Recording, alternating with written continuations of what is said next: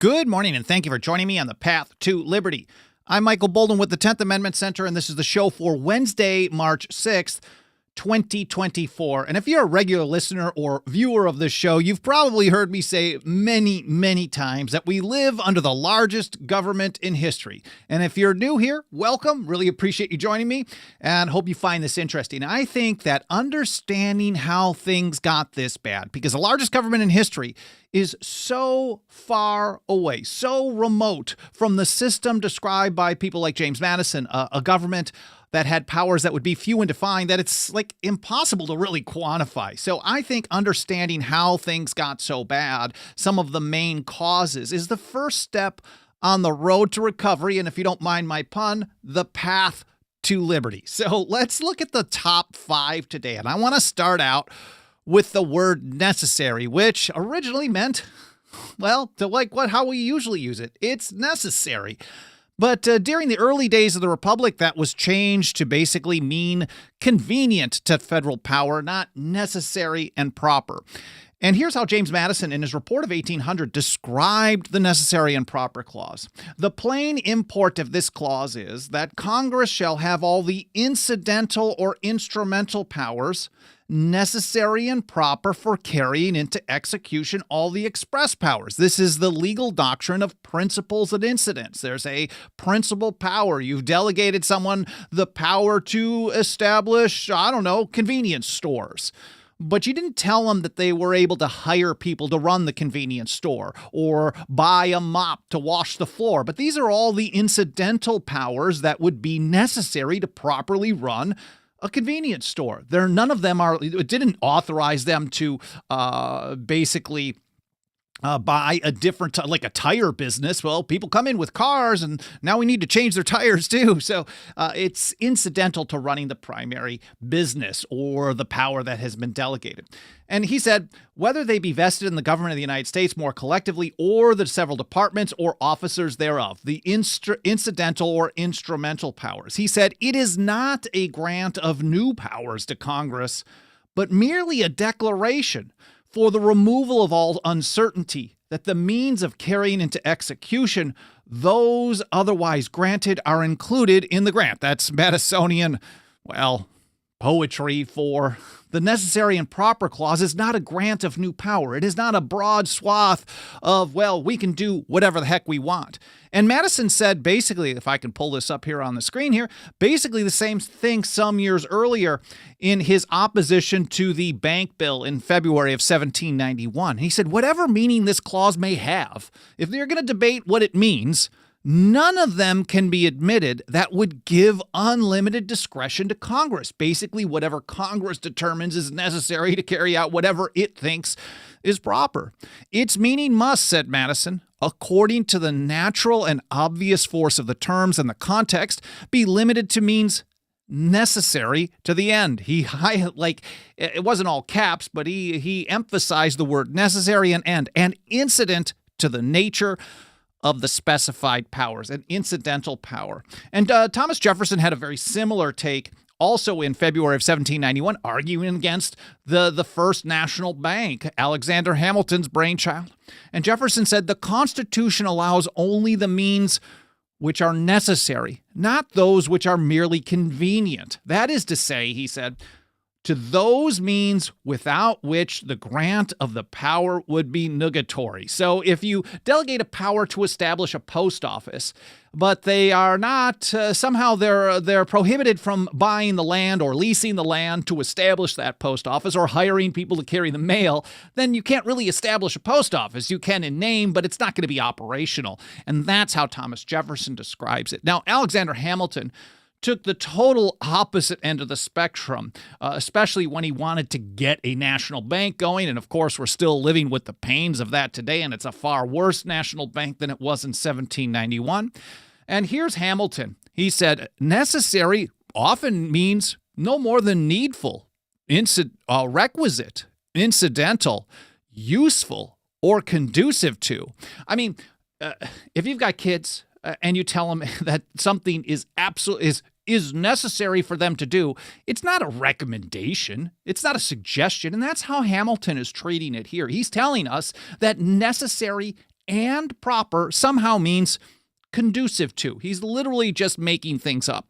He said it is a common mode of expression to say that it is necessary for a government or a person to do this or that thing, when nothing more is intended or understood than that the interests of the government or person require or will be promoted by doing this or that thing. So if it's necessary to do that, that means it's just convenient. It'll help it be more effective.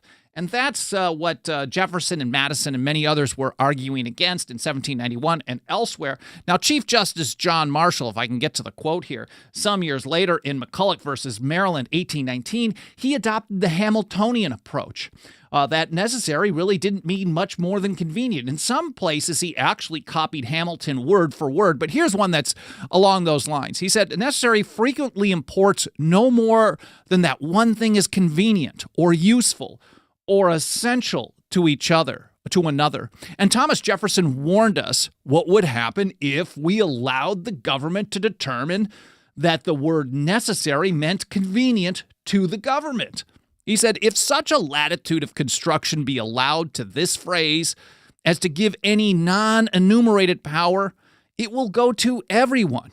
For there is no one which ingenuity may not torture into a convenience in some way or other to some one of so long a list of enumerated powers. So that he's recognizing, yeah, we've delegated them a long list of enumerated powers, Article 1, Section 8, depending, 17, 18 powers.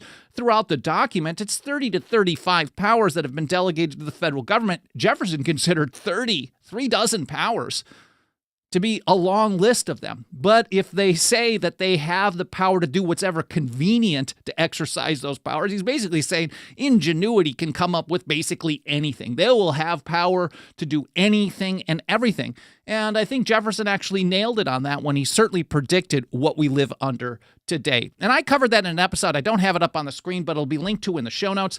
Necessary is supposed to mean necessary. Next up, I want to talk about war powers under the Constitution. James Madison described it like this in Helvidius number 4. In no part of the Constitution is more wisdom to be found than in the clause which confides the question of war or peace to the legislature and not to the executive department. So to the father of the Constitution, he's telling us that the wisest part of the Constitution is separating the power to declare war and to wage war between between the legislative and the executive, respectively. And if the father of the Constitution tells us that's the wisest part, maybe we should pay a little attention to it. Maybe we should follow it. Now, to the founding generation, the power to declare war isn't just about issuing a document that says we're going to declare war. It doesn't even have to use those exact terms. It is about the people's branch, the branch that represent the people and the states concurrently working together to change the condition of things from peace to war. They're the ones who make the decision because this isn't about the government of one person. The government isn't the top of the food chain. It's the people. They delegate power to their states. Through that, they delegate power to the general government. And so the government is only supposed to be acting as a representative of the people and of the states in a federal system. And so then it's up to that branch to make the determination, not a single dude. And James Madison explained why this is such a problem. I've got a couple of quotes here from his political observations, April 20th, 1795. And he felt, and so many others during the founding generation felt, that war was a huge threat to liberty. And he said, of all the enemies to public liberty, war is perhaps the most to be dreaded because it comprises and develops the germ of every other. War, he said, is the parent of armies. From these proceed debts and taxes. And armies and debts and taxes are the known instruments for bringing the many under the domination of the few. We have a trifecta, massive amounts of all three. And then if you even think about how we have this kind of de facto standing army in militarized federal agencies, a lot of them wouldn't be as militarized if it wasn't for, well, the empire having to gear up and have all this gear and capabilities to station itself in 100+ countries around the world. So it's created an environment to add another standing army that the founders would have absolutely hated. So Madison warned that this was a very dangerous situation, and that is part of why he felt it was so important to separate this power of waging and declaring war between the executive and the legislature. And he points out why. He said the separation of the power of declaring war from that of conducting it is wisely contrived to exclude the danger of its being declared for the sake of its being conducted. We all understand what the founders understood, that the executive is the branch that is most prone to war. And so if it has the ability to make the decision on its own, like it has done for decades, without basically any input from Congress, or at best, Congress says, we authorize you to determine who, when, where, and how we're going to wage war, which is totally opposite of how they did it in the early days. And I've got a couple of episodes that I've done on this recently. They're long and very detailed. For example, this one here up on the screen is The Big Lie: Jefferson and War with the Barbary States. I wonder how long that one is. It's probably like 45 minutes. It's pretty detailed. And I did a follow-up one on George Washington and war powers under the Constitution, how he dealt with things, along with Secretary of, they didn't call it Secretary of Defense back then, Secretary of War Henry Knox, with the Cherokee, for example, war powers under the Constitution, and George Washington. Both Washington and Jefferson were way beyond restraint in comparison to all presidents of modern times. I've got another episode covering John Adams and the so-called quasi-war as well.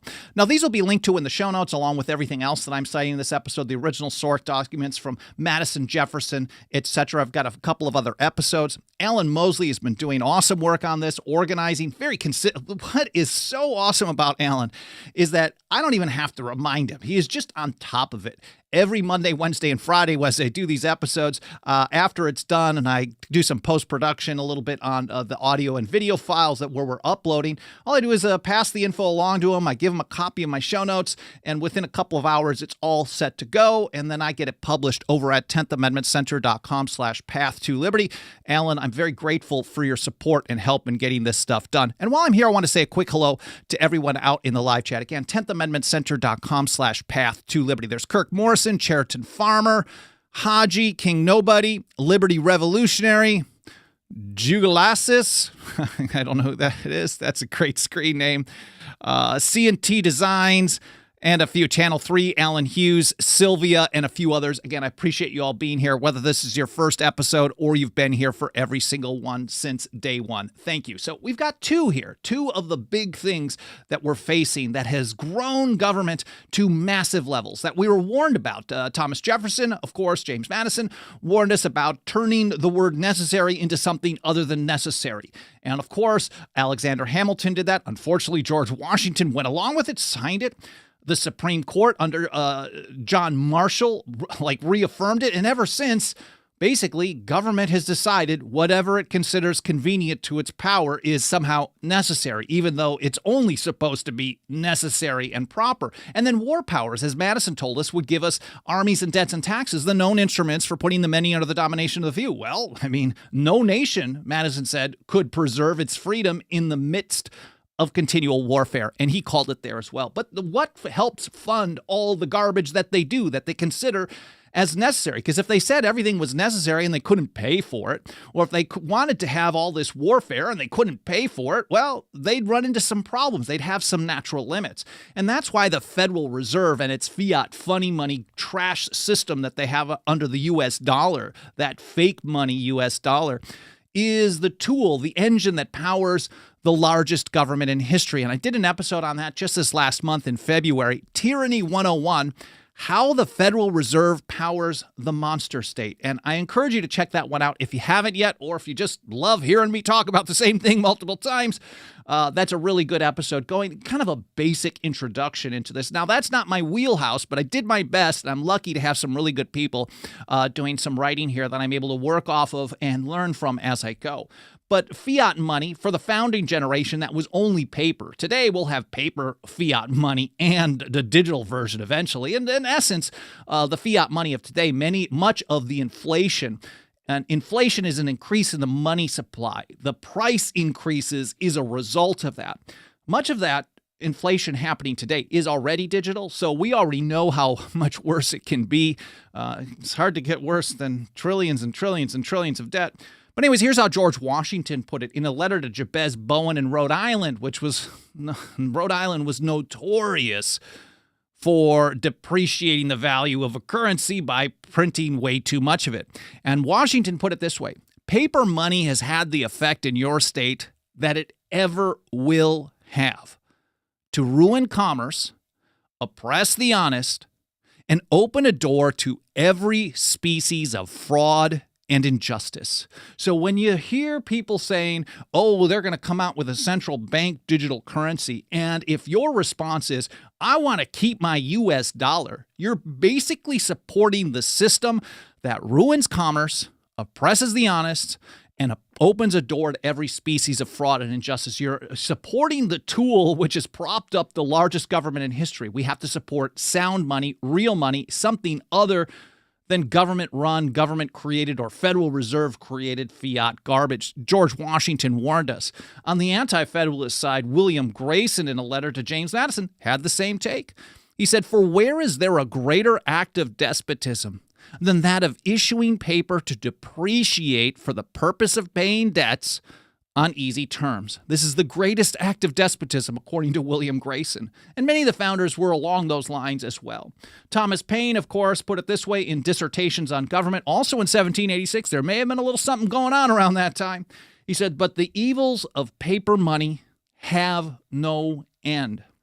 Its uncertain and fluctuating value is continually awakening or creating new schemes of deceit." And that's definitely one of the ways they've been scamming us and growing their power for so many years, for generations now. I mean, 1913 was a very bad year, but also 1791, if you really think about it, because establishing that government can do whatever is convenient to carrying out its other powers was the excuse that Alexander Hamilton gave for establishing a bank, even though people like James Madison said, hey, we considered in the Philadelphia Convention a proposal to charter a corporation, and we said, no, that isn't a proper power. We're not going to include that in the Constitution, and so therefore it never even made it in the document that was sent to the people of the states for ratification. And despite that, well, we still got the precursor to what we have today that was established in 1913. Absolute garbage. Now, the next one, number 4, might be the most important one, and it's very closely tied with the last one that I have for today, and that is the enforcement mechanism for the Constitution. If we're thinking about a government that does a bunch of stuff that it's not supposed to because it says it's convenient, a government that goes to war both abroad and at home, we're basically in a state of warfare in some ways, an invasion of our liberty is how the founders would have referred to it. If they have this power to print all this money and fund all these programs that shouldn't exist, well, if the Constitution isn't being enforced properly, then, of course, it's going to keep getting worse and worse and worse. And the fact of the matter is, almost everyone who talks about limiting or restricting government power, now it's not even close to enough people, but almost everyone who talks about it, they think that the way to enforce the Constitution is to somehow convince the government to stop doing what the government was never supposed to be doing in the first place. Basically, they do this through protests, through courts, through trying to choose new bums. And the idea, the essence is like, you're going to do this. You're going to do the right thing.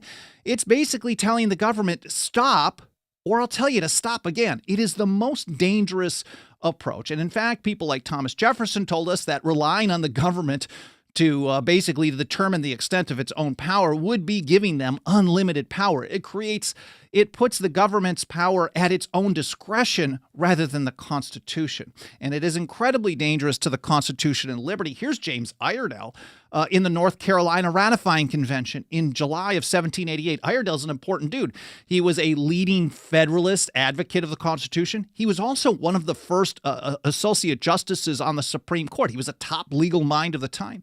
And he said the only resource against usurpation is the inherent right of the people to prevent its exercise. So there's a lot in that one. Usurpation of power is an exercise of power by government that it's not authorized to exercise. It is a theft of power from the sovereign people of the several states. The people hold final authority. That's sovereignty. All power flows from the people, as George Mason and so many others told us. And if government does stuff that the people have not delegated, or the people of the states have not delegated to the government, it's stealing. It's transferring power illegally to itself.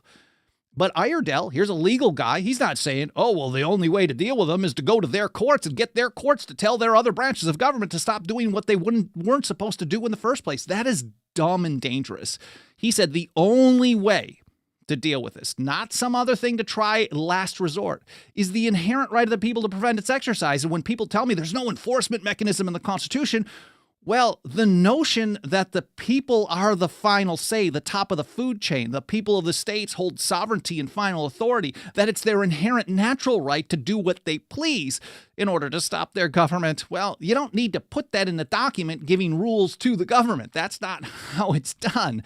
And so he's saying the people will resist. And resistance, of course, can take many forms, from noncompliance to more active levels of resistance. The people have to resist if they're going to stop usurpations of power. James Madison had a very similar take earlier in 1788 in Federalist Number 46. He told us the way to stop federal programs without magically relying on the federal government to limit its own power. He gave us a 4-step plan, and included in that was noncompliance by the people, a refusal to cooperate with officers of the Union, and state legislative devices to, well, help effectuate and implement those actions.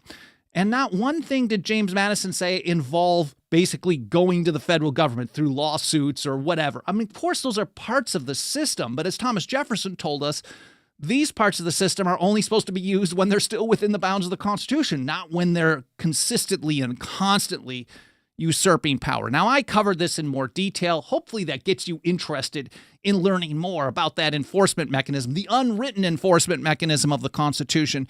I covered that also in an episode last month. I think it's a very important one, because if we want to understand how to get from where we are today, the largest government in history, to an actual land of the free, we have to know how to stop government power.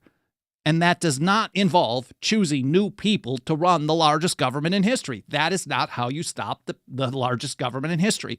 Now, some people will tell me, okay, that's really interesting, but the government is so powerful, they'll stop you, and this is just theoretical. It's never been used. But that's totally wrong.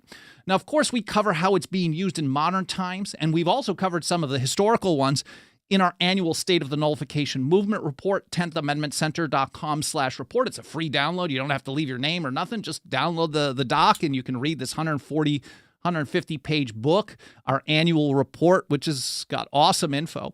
But this tool was also used quite successfully in the early years of the Republic against President Washington. It was used against President Jefferson, and it was also used against President Madison. So all these people saw resistance and noncompliance by the states and the people effectively push back against things that they were trying to implement. In fact, during the War of 1812, when a number of states in the Northeast were refusing to send militia to federal service, they basically, and one of the newspapers up there actually printed out Madison's Federalist Number 46 in full, where he said, use a refusal to cooperate with officers of the Union and state legislative devices, which is exactly what they did.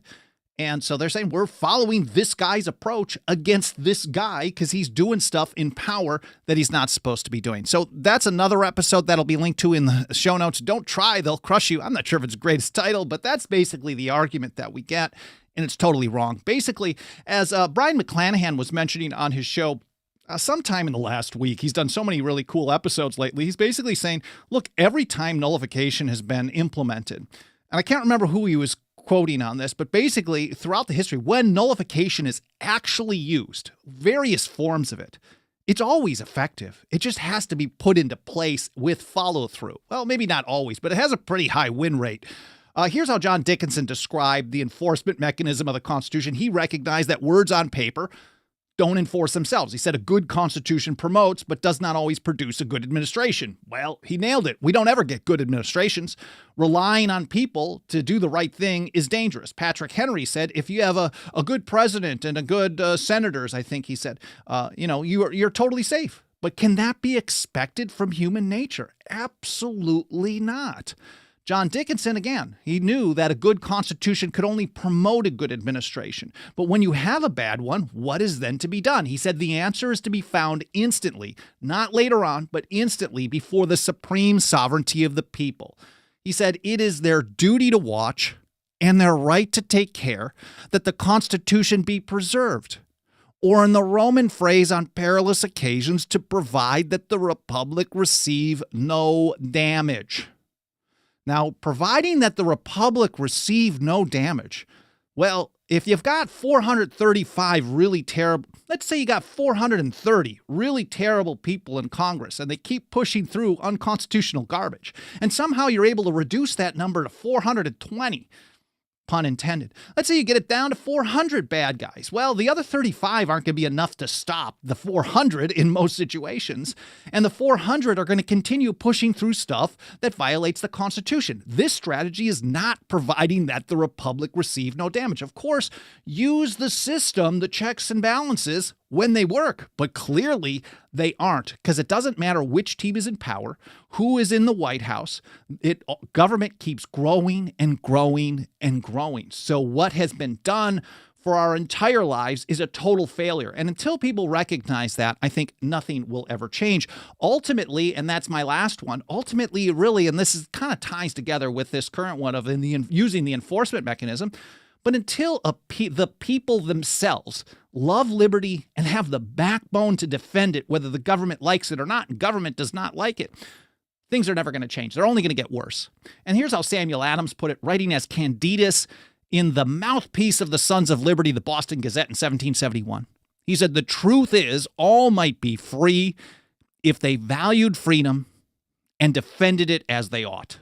So we are surrounded today by people who know nothing about freedom. They don't understand the principles. They're taught that freedom is bad. They're fearful of freedom. They don't value it. Some people absolutely hate it. I would say a vast majority of people hate freedom across the spectrum. They only like the stuff that they like, and they prefer to use government power to control other people's actions in areas that they don't like it.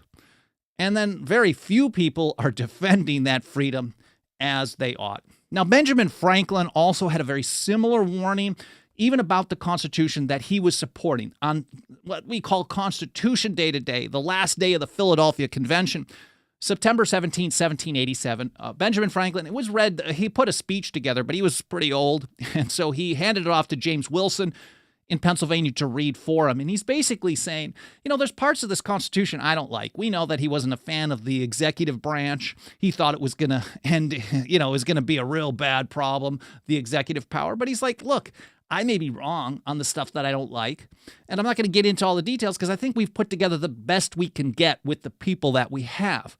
And then he said, this is likely to be well administered for a course of years and can only end in despotism, as other forms have done before it, when the people shall become so corrupted as to need despotic government, being incapable of any other. So Benjamin Franklin saying, I don't love everything in this document, but as long as it's run by good people, we're going to have a good situation, and it will be administered well for a course of years. Now, maybe it was 2, maybe it was 6 months, maybe he was a little off on how long it would be well administered. Maybe he'd disagree with me on that judgment call.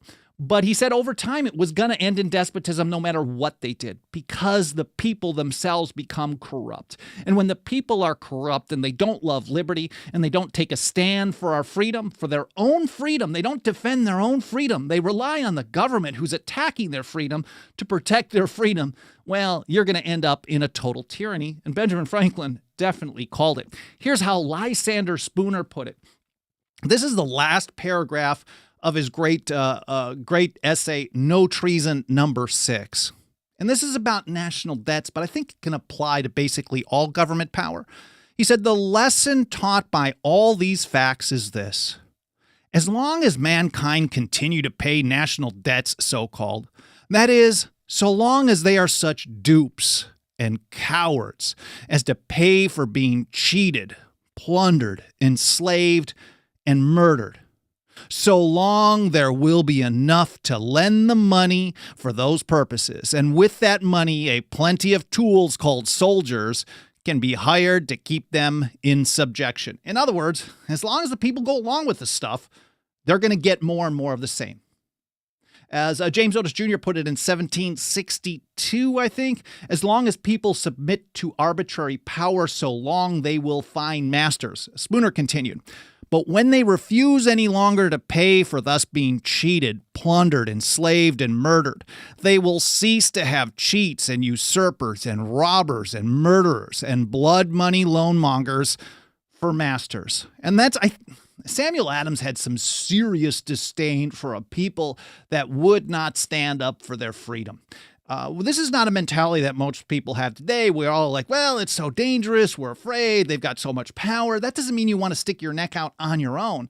But sooner or later, the people themselves need to have more backbone, because as long as the people continue to allow themselves to be ripped off, robbed, cheated, enslaved, and even murdered, then we're going to see more and more of that happen. Here's how Samuel Adams put it, again in Candidus, writing as Candidus in the Boston Gazette. He said, if therefore a people will not be free, if they have not virtue enough to maintain their liberty against a presumptuous invader, they deserve no pity and are to be treated with contempt and ignominy. In other words, these are just total scorn. We can't stand these people. They deserve what they get. Well, I hope you guys found this interesting. I hope it was educational. More important than anything, I hope it made you think. I hope you'll learn something. That is a big deal. And there's absolutely nothing that helps us reach and teach more people with these essential foundational principles and strategies of how to beat the government without relying on the government to limit itself, which never happens. Nothing helps us do this work more than the financial faith and support of our members. You can join us for as little as $2 a month of that dirty government fiat. We do also accept real money as well, but the easy peasy one is over at 10thamendmentcenter.com/members. You'll also find other options to send in some financial support. We also have annual, 5-year, and lifetime options. Again, 10thamendmentcenter.com/members. Here's a great quote from Tom over on Facebook in the live chat. He says, as long as we expect the government to take care of us, we will continue to lose freedom. Yeah, I think we've all heard some version of this quote. I know it was falsely attributed to Benjamin Franklin at one point, but basically, once the people learn that they could vote themselves part of the public treasury, I mean, it's over. They're never going to stop, and it's going to be back and forth and back and forth. And in essence, that's what we have in many ways today. I appreciate that comment, Tom. That's a really good one. Let me see. Kirk Morrison said they turned us from freemen to slaves. And I know we don't. Our modern sensibilities tend to recognize that there's a difference. Well, I think modern sensibilities think the only version of the term slavery is chattel slavery. But to the founding generation, even to people like James Otis Jr., who said all people, black or white, are born with the same natural rights in freedom. And anything that restricts that is evil. But even he recognized that government power, if they can take your money, your property without your consent, you're basically been reduced to a level of slavery. That's an important point as well, Kirk. I appreciate that. Always great feedback from you. Hope you're doing well as well. Scrolling through, see if there's any other comments I can get back to. Hi to Murray Ray. I appreciate you being here as well. Sin Nobre is a great screen name. I'll have to read a little bit through this. I've not seen any comments that I can get to. The experiment. Oh, King Nobody says, in my opinion, the great American experiment failed when the war of northern aggression became inevitable. Now America exists in name only. We actually go back much further. I've done some episodes on this. When did things go off the rails? And I always go back to 1791. I know some people will say 1789, the Judiciary Act, so right out of the gates.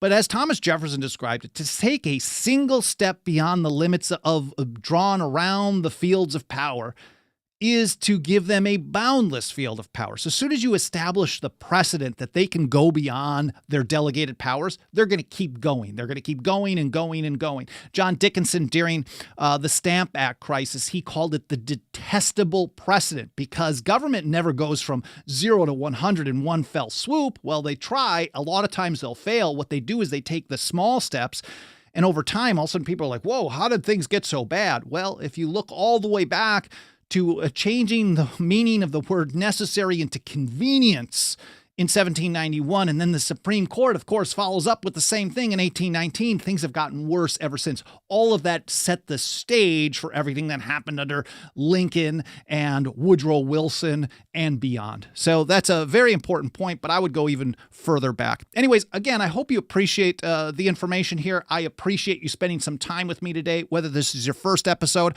or you've been here for every single one since day one. Don't forget 10thamendmentcenter.com/members is where you can put your financial faith behind our work. And Alan Mosley and I will get the blog post organized and published for this episode over at 10thamendmentcenter.com/path to liberty in the next couple of hours. Thank you so much for watching. I hope you have an awesome day, and I hope to see you on Friday here on the Path to Liberty.